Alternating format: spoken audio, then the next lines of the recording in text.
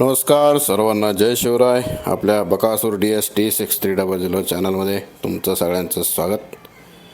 खरं तर सगळ्यांना अपेक्षा होती की बैलगाडा शर्यत क्षेत्रातील देव द्वादश हिंदकेसरी बकासूर 10 आणि 11 तारखेच्या दोन्ही हिंदकेसरी मैदानामध्ये ओपन आणि आदतमध्ये पळेल आणि एक चांगली संधी त्यानिमित्तानं होती.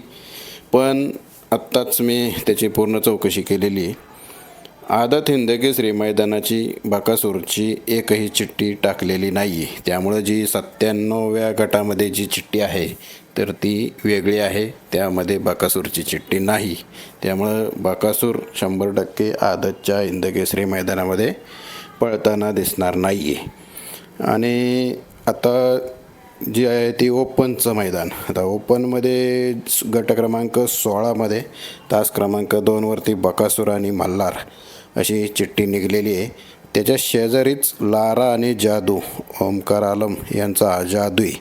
त्यामुळं ह्या दोन्ही नंदींच्या गाड्या एकाच गटात आहेत आणि त्याच्यामध्ये जवळपास 11 गाड्या आहेत आणि 16व्या तासामध्ये 2 नंबरवरती बकासूरची चिठ्ठी आहे. पण आदतच्या मैदानामध्ये बकासूर 100% पळताना दिसणार नाही. ओपनच्या मैदानामध्ये 16व्या गटामध्ये 2 नंबरवरती चिठ्ठी आहे बकासूर आणि मल्हार आणि बकासूर.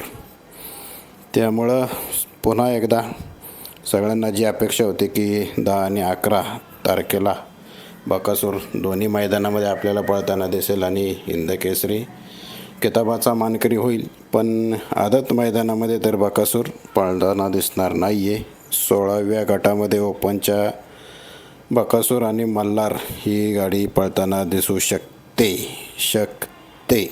त्यामुळं उद्या फक्त ओपनच्या मैदानामध्येच बकासूर आपल्याला पळताना दिसू शकतो. आदतच्या मैदानामध्ये बकासूर पळणार नाही. धन्यवाद.